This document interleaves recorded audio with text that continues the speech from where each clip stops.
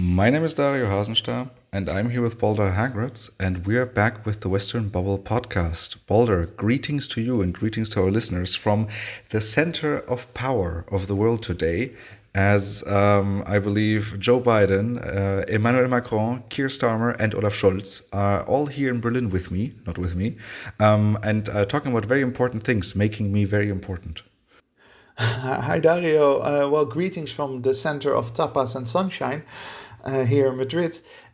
You just told me this before we recorded, and I had absolutely no clue that that was happening. That's also telling, right? That I, someone who works on international relations every day, didn't even know that this summit was happening right now in your hometown. I only know about it because they blocked all of public transportation. Because I assume Biden is taking the train from the airport to the city center, which is why they would block the trains. I don't know. Jokes aside, he's getting a prize, and I think he's on his farewell tour. You know, like all those old bands. I don't know, the Scorpions, who've apparently been doing this for centuries now. That they're always going for one last goodbye tour. I think this is Biden's goodbye tour. Scorpions were basically one-hit wonders, right? So are you calling Biden a one-hit wonder as well? There is that the analogy? Yes. But a prize, because we briefly mentioned this, but a prize for what exactly? So he's getting the highest, basically honor you can receive in Germany. It's a bit tricky because this one is reserved for basically heads of states from other countries, and so it's a really big deal. Of course, only George W. Bush Sr. Or I think the W without it, right? I think it's George. It's just George Bush Sr. He got that prize before for all his contributions to German unity, basically not being against it. And Biden is now receiving a prize for his contributions to the transatlantic relations, because the moment he became elected, they were revitalized and Europe was no longer worried about Trump basically ending NATO tomorrow. So we are giving a prize. Are we also giving a prize to Putin? Because thanks to Putin, NATO is really close together now. Yeah, so really, I would argue that Vladimir had a bigger impact than Joe in this sense. Definitely. But I don't think we could. I don't think it's something we could necessarily sell in Germany. But it is interesting, right? That you have obviously, right. They do this in the context of war as well, saying that you did so much to unify the West because of the war in Ukraine and also the war in the Middle East. And thank you very much. And today we're going to talk about these topics together. We live in strange times, and I also think it's telling that the Germans decide to give the prize to George H. Bush and Joe Biden out of all the choices that they had available to them, right? They had many other choices. But so I already mentioned the Middle East, and kind of let's move into the more more serious aspect of this episode, because one of the biggest things that happened this week actually happened yesterday, when the military leader of Hamas, Yahya Sinwar, was kind of confirmed to have been killed by the Israeli Defense Forces. This happened yesterday, and there's a few different aspects to it. And the first one I want to talk about with you is how we learned about this. Is because obviously the news broke it. Oh, we're thinking that he might be dead. We're still confirming it. But the moment that these news articles were out, images of basically the corpse of Sinwar were already going viral, and we're living in an interesting time of war, where basically someone gets killed and the first instinct of the killer is, let me take a picture, and then the first instinct of his superior is, let me leak this picture to social media so that people can look at it all over the world. Yeah, and it's extremely uncomfortable. There was also this the drone video that's been doing the rounds of just before he got killed, and I don't know. I don't think that this is having the propaganda impact that Israel thinks it does. Right? It also, for me, it's probably once again a sign of Israel not really being in tune, well, or not at all being in tune with the global vibes. Right? Because in many ways, I think people are not impressed by this. Yes, this is a big name. I mean, leaders have been killed all over the place. This is every other week there is a big either from Hezbollah or a Hamas leader being killed. This of course is a particularly important one. But I think that the global community is not particularly interested anymore, and Israel doesn't seem to be reading the room in that sense. I mean, I kind of remembered this. Remember when Osama bin Laden got killed by SEAL Team 6 by the United States in Pakistan? I think it was in 2011. Um, and then afterwards, kind of accounts went public of how the killing went down. And he was basically there with his family, and they were his children, also younger sons were kind of in the room before. And then he was standing there, and the soldier then described how he was standing in front of Osama bin Laden, and he then shoots him. In that moment, it always makes them somewhat human, right? Because these are these people who have an aura created around them of Osama bin Laden, the worst terrorist the world has ever seen. Sinwar, I think we can also, I mean, he's the mastermind, right, behind the October 7th attacks. So they always have this aura around them. And when we talk about them while they're still alive, it's kind of talking about a name and a concept. But then the moment that they're dead, we're talking about a dead person, a dead human. And this also kind of happened with this video where you see someone who is dying and a drone is filming him, and he's trying to, I mean, for the ones who haven't seen the video, we're obviously going to link it in the post description, but Sinwar is then throwing a plank of wood at the drone that's filming him, and that's kind of the last living proof you see of him. And interestingly enough, that watching that video, and I got very uncomfortable feelings, but not in the sense that so I don't think there's legitimate criticism against Israel hunting for the mastermind of last year's attack. That's just like the United States obviously was hunting for Osama bin Laden. Yeah, I think that the criticism waged against Israel is the broader violence, but the fact that they wanted to catch this guy is not in any way surprising, and I don't think that it's objectionable. This is, by definition, a mass murderer. However, in my experience, until I saw that video this morning, he was kind of a dehumanized, exactly what's like a dehumanized concept out there.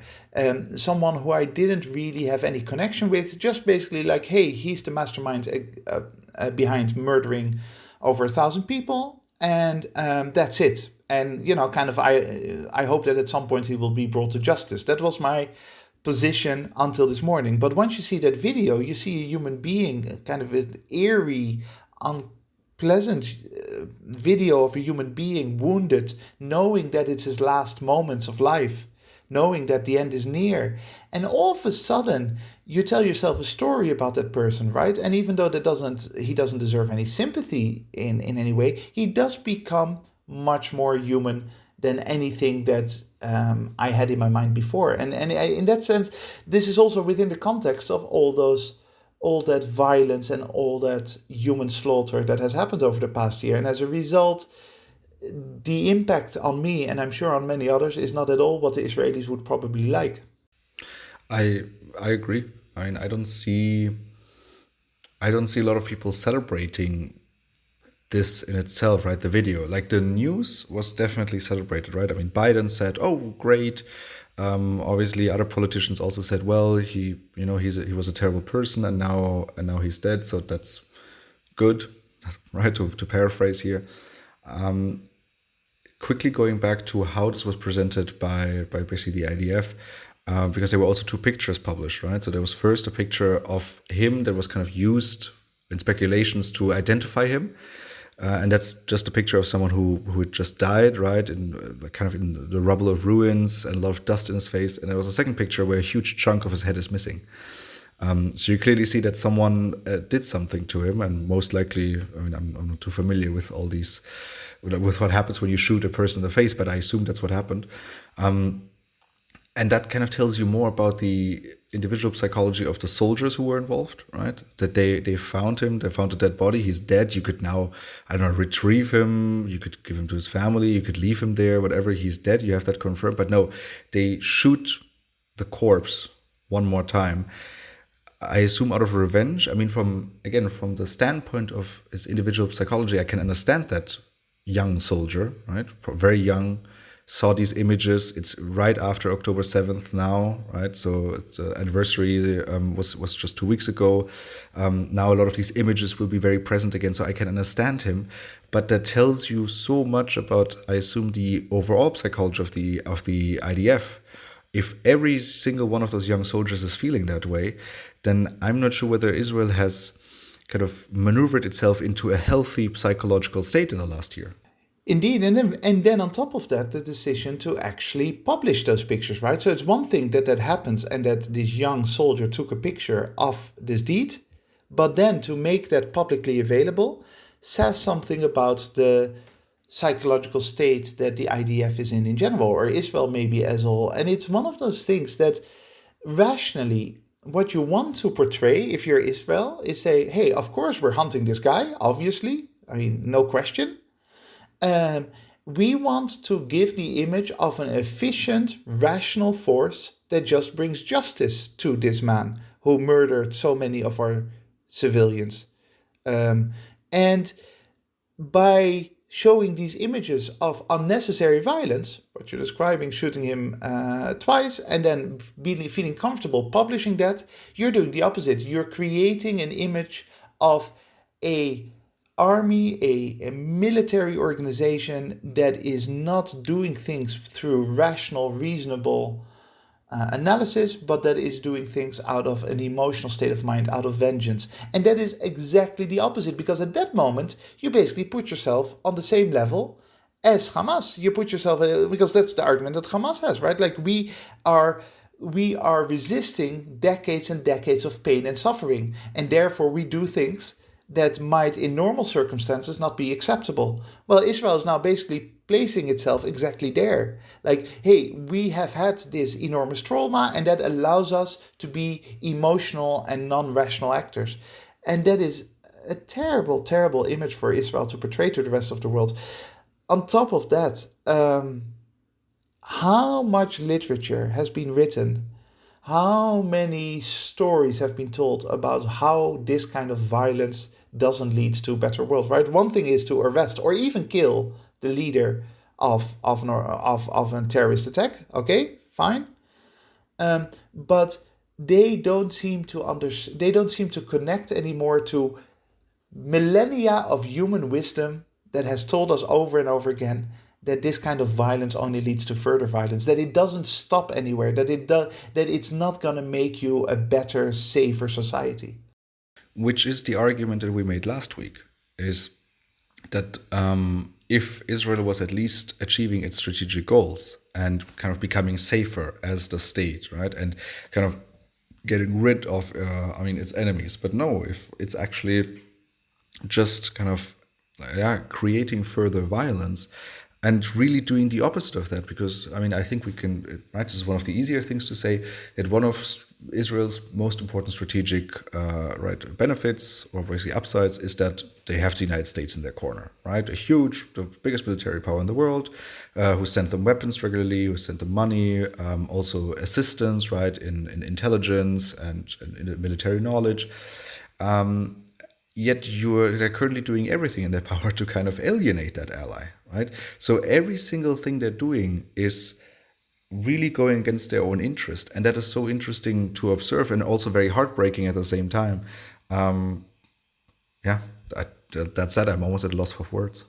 Yeah, so if you've got the strategic goals, goal number one, bring justice to the victims by getting the the murderers of your victims. So the heads of Hamas, maybe some of the main leadership, you want to catch them just like you want to catch Osama bin Laden and Al-Qaeda leadership. Okay, that's one strategic goal. Another strategic goal is maybe to reduce the power and influence of Hamas.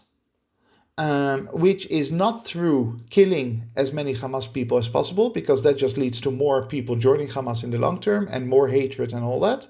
But that would require the creation of alliances that would be basically undermining the political position of Hamas rather than just going on a murder spree, right? Which is exactly what Israel has been doing this past year. And the third is to make sure that you've got broad strategic alliances that are not specifically related to Hamas, but just alliances to make sure that the existence of your state in a very difficult region, in a very difficult environment with a very difficult history, is guaranteed. And so, arguably, the only thing they are achieving is that first strategic goal. They're catching some of the leaders responsible for the violence of October last year. That's it. The other two are going in the other direction. Not just that they're not achieving the goals, but they're making things worse. And the fact that after a year this continues, and even today Netanyahu announced that the war is going to continue. That I loved how Reuters put this in the headline. Netanyahu promises that the war will continue, as if that's something that we want him to promise. Is to me a sign that this is not just a problem of one or two leaders at the top in Israel. It's a whole psychological mindset. It's an emotional state that goes very, very deeply into the Israeli psyche. And it's understandable at some level. I mean, if you look, you can have that conversation about where does that emotional state come from, just like 9/11 for the United States. But it is horribly, horribly destructive for the Israeli people. Well, particularly because there were voices a year ago that kind of predicted this, including ourselves, right? If you go back to the episodes we recorded exactly 1 year ago, it basically said, oh, one of the worst things Israel could do now is lash out, right? Right now, the state has all the sympathies of the world. And the worst thing it could do right now is lash out and start a ground invasion of Gaza. And here we are a year later. One very interesting thing you just did in kind of when you listed those 3 strategic goals, I assume in your role as a consultant, you immediately did it for the government of Israel and already took into account what they are believing, because one thing you left out were the return of the hostages. Which, I mean, right, there have been debates lately on how far up the list of Netanyahu's priorities that is. But this is a narrative that we see now after the killing of Sinwar, is that the media, like a lot of the media says, oh, this is a deciding point in the conflict. This is almost a turning point. Maybe we can now get the hostages back. Balder, what's your professional opinion on this? Well, you're absolutely right for pointing that out, but it's exactly that, right? I think it is fair to state, just based on the evidence from the last year, that getting the hostages back has not been a major goal for the Netanyahu government. Otherwise, they wouldn't have done what they did. None of the actions that they engaged in were actually seriously focused on protecting the hostages. It was, of course, they want them back. I don't think that they want them dead, but it wasn't on their list of priorities. And you're absolutely right. That's why I didn't list it there. And so the problem with killing these leaders, you kill or you arrest, but in this case you kill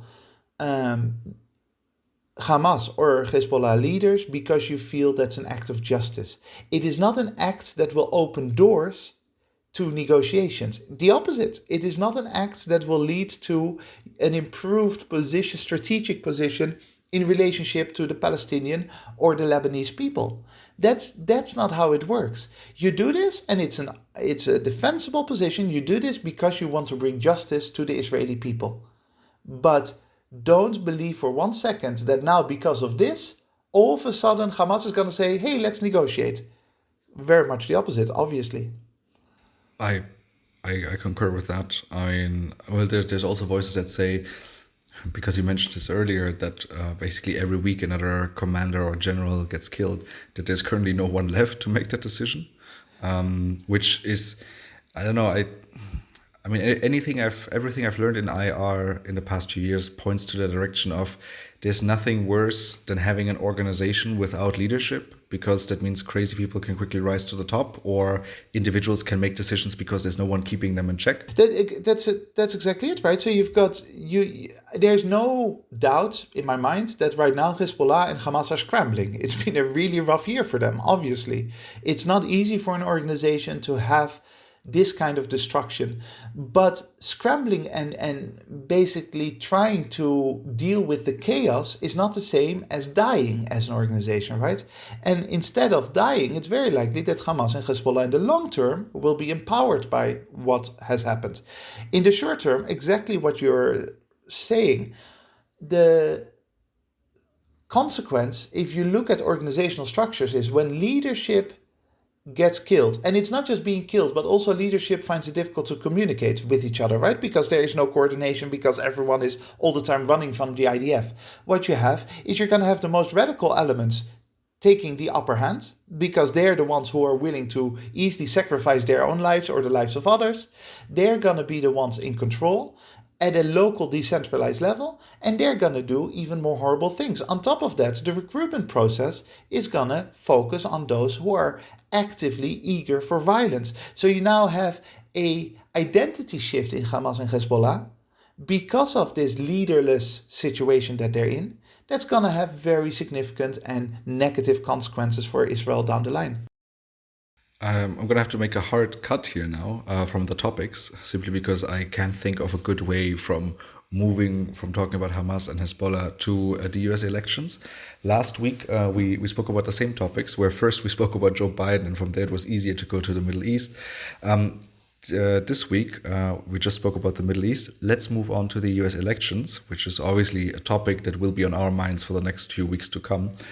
And there's an individual we are particularly interested in today, and that individual is Elon Musk, and his involvement in the Trump campaign.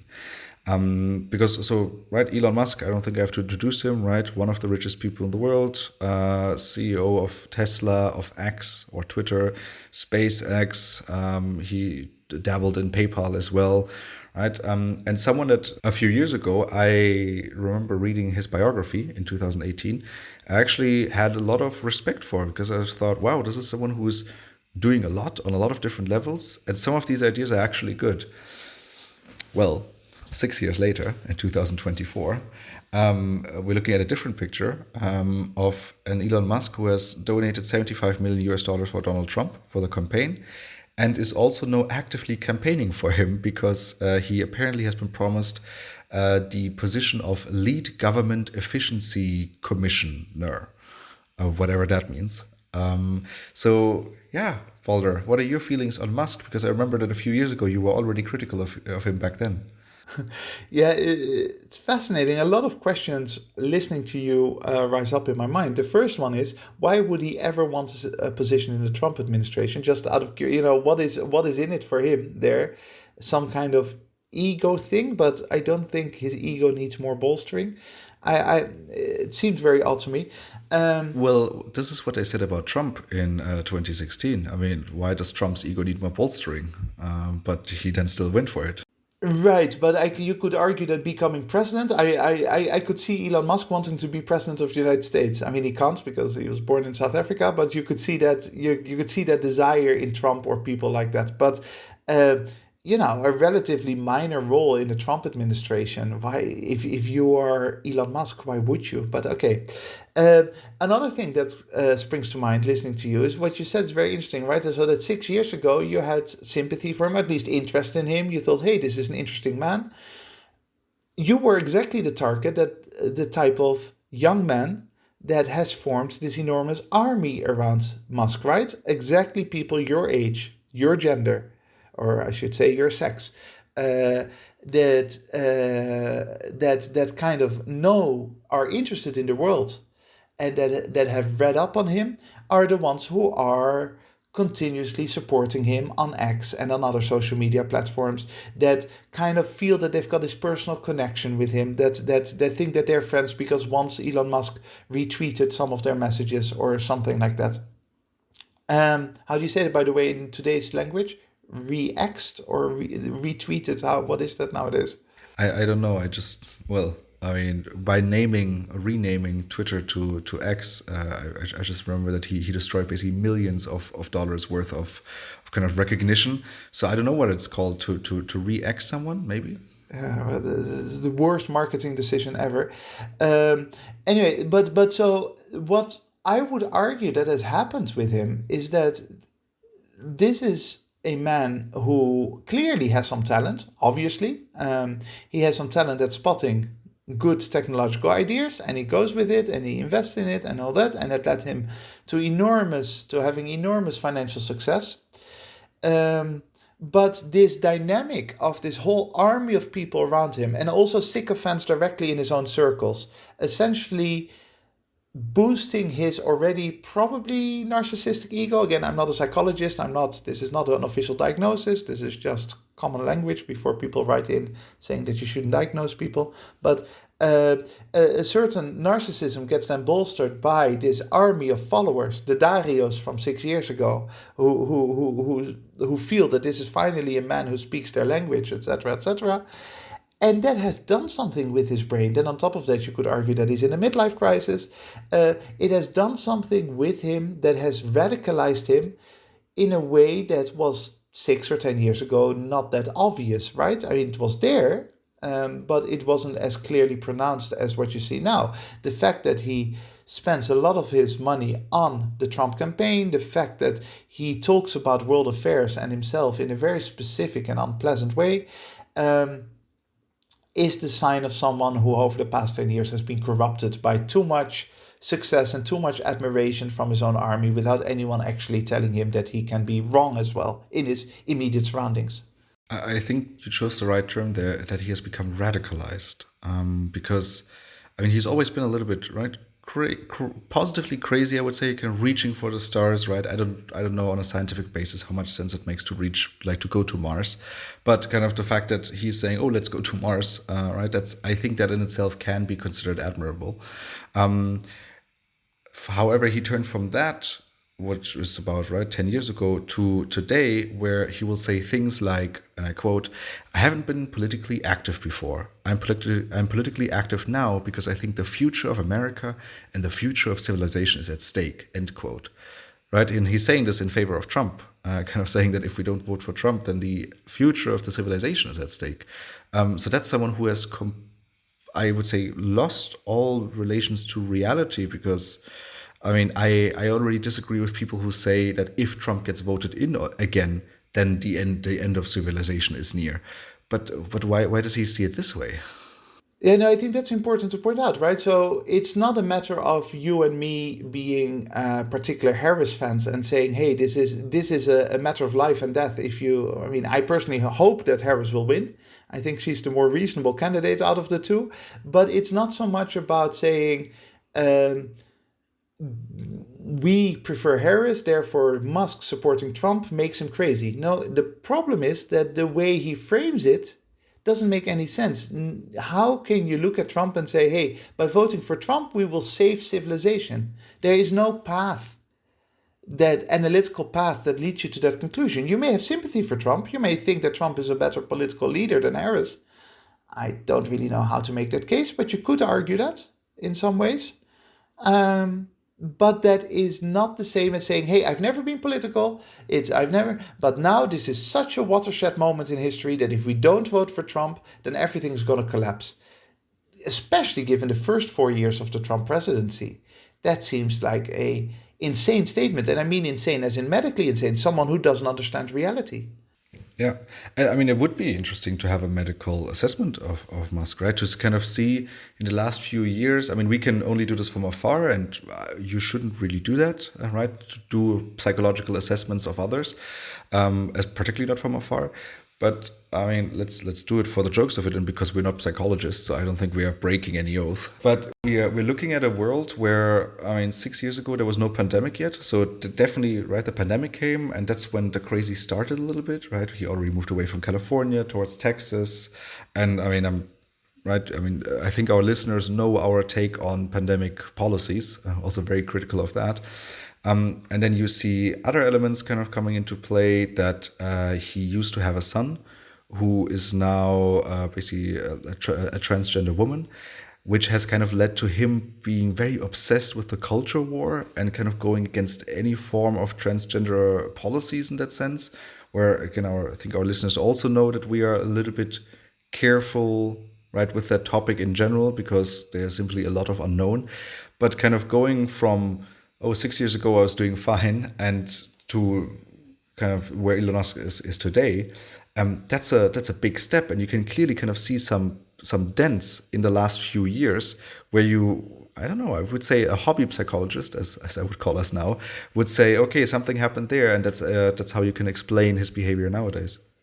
Well, and the trans issue is very indicative here in the sense that regardless of what your perspective is on the trans debate, gender debate, all those issues, if the moment it affects your own child, I think it is fair to say that a reasonable position is you deal with that individually with your child. If you have any love, any care for your child, regardless of how you feel about choices they make, right? It is your child. You don't go public and you don't use your enormous platform that you have available to you to now basically disown your child. You there are parents who have disowned their children, but you do so privately if you decide to do that. And it's a very radical, it's a very harsh step. It's not a sign of a loving parent towards a child that they've got an issue with. It is the sign of someone who kind of lost the plot and cannot deal with the reality anymore, that their child goes down a route that they don't approve of. And here I think the international relations aspect comes in, because you can see the toxicity of the environment in which billionaires, very powerful people nowadays, exist, right? So there has always been a problem in international relations with men, typically men, being way too wealthy and way too politically powerful and being able to influence society in negative ways. Or sometimes in positive ways, but often in negative ways, based on their own specific agenda. That is something that is as old as the Roman Empire and before. Crassus, the richest man in probably in human history, caused a lot of damage to the Roman Republic. And that is not in itself something new, but what is new about the 21st century is that those men now are subject to this enormous stream of information of fans, of people on Twitter, on X, on social media, supporting them or hating them, and their ability to very quickly communicate half thought out thoughts to the world about anything that they have some feelings about, right? So in that sense, this problem of billionaires and powerful men already influencing international relations is now becoming worse, because those men are in this difficult, incestuous dynamic with technology, with the world's dynamics. And there's nothing stopping them, certainly not Elon Musk, who owns one of the most important social media platforms, to basically engaging with this toxic environment, leading to radicalization, leading to significant policy changes. And all of this in a weakened West, right? In a West that isn't sure who it is at the moment. There's a lot of debate going on. It's very torn. And into that environment, you have individuals like him, Trump, Musk, and so on, who are taking advantage of this and have assembled way too much wealth and therefore power, which that's definitely something concerning. And that's something that, I don't know, I might be ignorant here, but you don't really hear from other countries.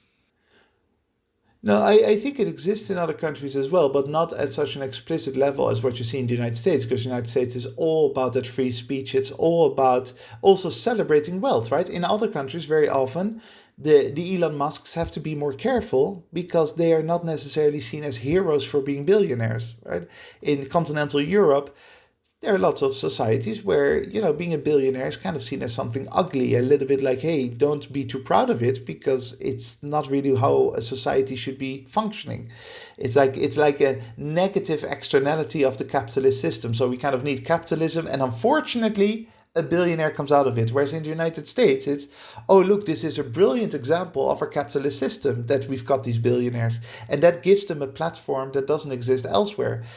But again, it is then that connection with these information flows, with the fact, I mean, he has tweeted out on Israel, he has tweeted out on Ukraine, really said very radical things about both conflicts as well, creating a lot of negativity, influencing policymakers again.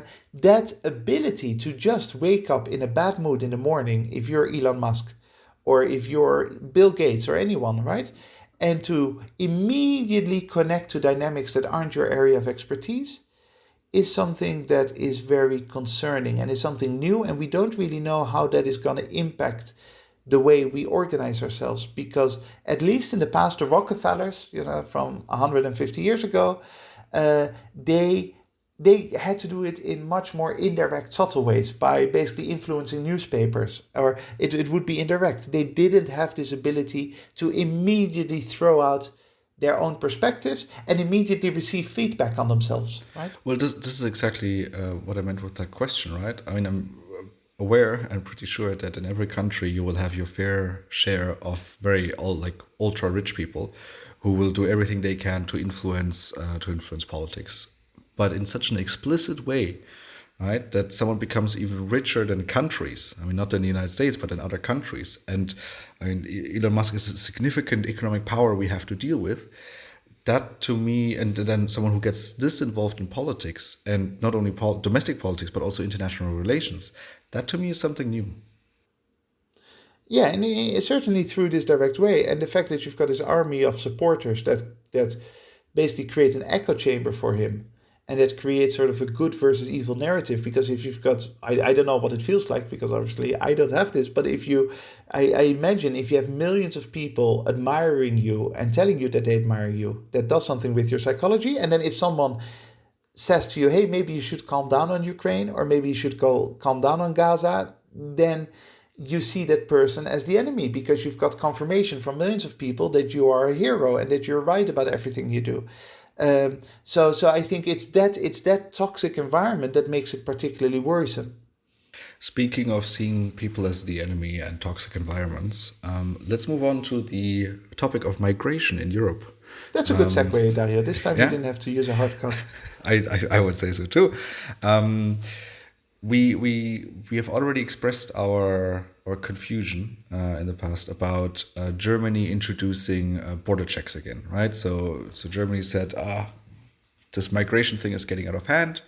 We need to introduce border checks again, effectively kind of undermining Schengen, and also not a really effective tool against any form of migration in this sense. Um, all it did was make basically the neighboring countries of Germany really upset, who said, why are you doing this? I thought we had this agreement here that's called Schengen. And it only took about a month until the next country said, you know what, it's not such a bad idea. Now that the Germans have done it, we can do it too. And that country is France. And this is, again, part of a bigger picture, I would argue. You see increasingly, besides bad policy being implemented, to soothe the emotional state of mind of local populations, because that's all that it is, right? The German government just basically wants to signal to the German population, hey, we understand that you're concerned about immigration and we're doing something about it. That's exactly what France is doing as well, even though it has very little to no practical impact on anything, except that it annoys neighbors. Um, and it costs money, of course. The bigger picture here is that you see, if you want to say it philosophically from a historical perspective, the ebb and flow of society. Whereas for decades and decades, we moved towards a more, if you like, cosmopolitan world, where it was more about, hey, the big ideas of how can we create a better tomorrow.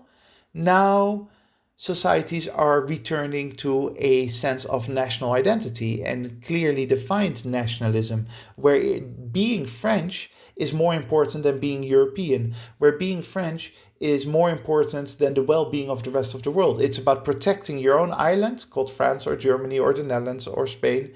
You want to protect your own tribe, your own identity, and everyone outside of that tribe, whether they come from Germany or whether they come from sub-Saharan Africa or whether they come from the United States, anyone outside of your own tribe is a potential danger. So basically, this othering of almost the whole global population, except for your own nationality, is a very powerful dynamic at the moment. And it's basically taking us back to the state of mind that people were in 100, 200 years ago, right? When we hadn't gone through this globalization process and this cosmopolitan approach of saying, how can we work together as a globe, because the challenges we face are global, and a human being in France is just as valuable as a human being elsewhere in the world. It is a concerning dynamic that we are going back to this nationalist populist framework. And very fitting into this is kind of the recent, if I say escalation, right, it sounds so intense, but this recent escalation of tensions between Canada and India in diplomatic means, something that has been going on for a few years now. I mean, I remember every few months you kind of hear something about, oh, India versus Canada. I believe it Something is happening. started in the early summer of 2023, the real escalation. There were tensions already, but the real escalation started, I think, May or June 2023. Yes, Yeah. exactly. With the killing of I think an Indian national within Canada, which that's kind of how it started. Before that, I remember this in 2018. There was something very funny where Indians were very upset about a dinner that Trudeau basically hosted, and people were very upset about that. So that's kind of when it started. So I believe that the personal relations between Trudeau and Modi are already not the best, which obviously is only conducive to an environment like this. But so there were have been tensions for over a year now. Then trade negotiations were paused, and now you see this kind of escalation on a diplomatic level, where kind of the countries pull diplomats from each other, which is basically the international relations way of saying I unfriend you on Facebook. Yeah. Well, and then send some really nasty messages about you to your friends and things like that, right? Um, it's the problem, on the surface, is about the Sikhs, right? There is this Sikh minority, about 25 million people in northern India and the Punjab region, um, that are where there are separatist tendencies that goes all the way back to the 1960s. Basically, Sikhs who want to create their own states. That is a badly defined movement, badly defined in the sense that it's not very clear what that would look like and based on what, but there is this separatist movement. That separatist movement is very much supported by Pakistan, who's trying to undermine Indian stability, and they've been doing that for all these decades. And there is, after India, the largest diaspora of Sikhs lives in Canada. So on the surface, it's basically the Indian government going after Sikhs because they believe that from Canada they're planning separatist actions, possibly terrorism, etc., etc. At a bigger scale, it is a very concerning sight to behold because India and Canada used to be the two reasonable actors on the world stage, right? They used to be Canada, of course, as the reasonable version of the United States, like less militaristic, North American, very similar in culture and outlook, but much more polite, much more reasonable in the way that they engage in international relations.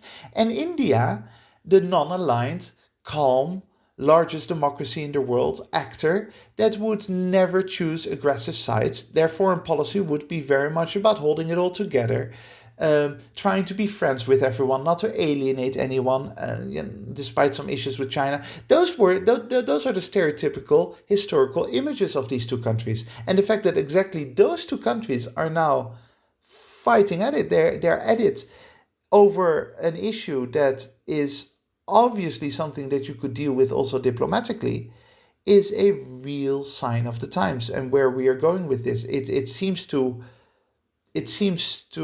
facilitate the domestic position of Trudeau at home. Hey, I'm standing up for Canadians against evil interference from the outside. And from Modi's perspective, I'm standing up for Hindu nationalism wherever it goes, and I'm not going to be hampered by diplomatic symbolism or anything like that. We're living in, I don't want to say dark times, because compared to history, right, times aren't really dark, but compared to the last 20 years, it feels darker. And one of the things I haven't heard in a long time is that we're living in we're basically living in the best version of the worlds that we have ever seen on the planet. Is that still true? Like, I feel like in 5 years I haven't heard anyone made that claim. No, because statistically, you can't make that claim anymore. GDP, economically, we're the richest the world has ever been. That's the one good thing you could say if you think that GDP is important. But we are statistically not as happy or as doing as well as we were 20 years ago. Certainly, and then when I say we, I'm talking about the West. Because if you look at China, for example, you can make the argument that the Chinese population is close to their peak even though there are clouds hanging over China with respect to the future, but is close to its peak in terms of welfare levels, the standards of living, etc., etc. In the West, very objectively speaking, 20 years ago, certainly the late 1990s and the early 2000s, the population was happier, better off, healthier. In the United States, the average age of living, the life expectancy, it has gone down for the first time in a long time. There is greater poverty, there is greater stress, there is more suicide, etc., etc. So you don't hear it anymore because it's simply not true anymore. Now, it is still pretty good in historical terms, right? I mean, living in Western Europe or North America is still much better now than through 99% of its history. But it's no longer the peak. And I think the most concerning thing about this is not so much just the standards of living that are slowly going downhill for large groups of the population. It is that the dynamics are pointing towards a violent tomorrow, right? We are moving towards a tomorrow where internally populations are split and are no longer respecting basic standards, levels of decency. And towards the external world, towards the outsider, the foreigner, we are becoming more and more aggressive and less interested in cooperating with them. So I think the most concerning issue is not the fact that we've gone downhill a tiny little bit, but that the dynamics point at a very scary future ahead of us. This seems like a great moment to end today's conversation on the current state of the Western bubble. If you have any questions, comments, or you heard a mistake that we've made throughout the episode, please make sure to send an email to thewesternbubble@gmail.com and we will try to incorporate them in our following episodes. Thank you very much to the listeners for joining us today. Make sure to join us again next week when we burst the Western bubble. That is it from my side. Balder, which closing quote did you pick for us today? It is a quote that I may have at some point already used in one of our earlier episodes, but it seems so apt to both the issues surrounding Israel as well as the state of the world in general today, and it is by Martin Luther King. And he said, "The ultimate weakness of violence is that it is a descending spiral, begetting the very thing it seeks to destroy. Instead of diminishing evil, it multiplies it. Through violence you may murder the liar, but you cannot murder the lie, nor establish the truth. Through violence you murder the hater, but you do not murder hate. In fact, violence merely increases hate. Returning violence for violence multiplies violence, adding deeper darkness to a night already devoid of stars."